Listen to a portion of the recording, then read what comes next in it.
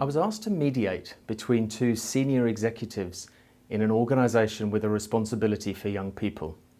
They'd been in a long-standing dispute and their differences were escalating to the point that their work was becoming unmanageable. I spoke to each of them before agreeing to meet up, and in my conversations I was struck by how strongly they were holding on to the dispute. But there was one thing that gave me a shred of hope, and that was both of them were consistently really passionate about the young people that they represented. So I agreed to meet.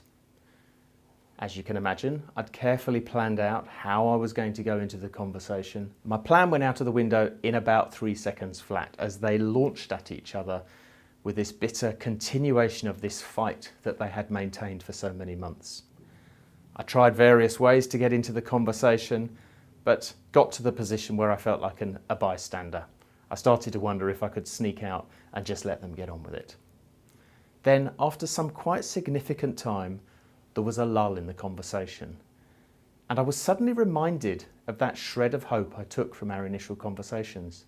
I asked them this question. I was really struck when I spoke to you before today how both of you are really passionate about the young people that you represent. And both of you made the point that when you are guided by their voices and beliefs, you will make the very best decisions. On that basis, I want you to imagine that a group of those young people that you care for are stood around in this room and they've been listening to you for the last hour. What advice do you think they would give you right now? There was a moment of stunned silence, and then, to their enormous credit, one of them said, "They tell me I'm being an idiot and they tell me to apologise." And they did. The other one said, "They would advise me to stand up, shake your hand and get on with the important business." And that's exactly what happened.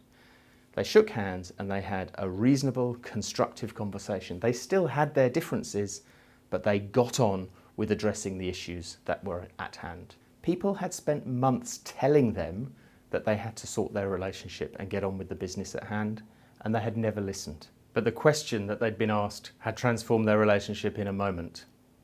My question for you is, what are the questions that you are known for?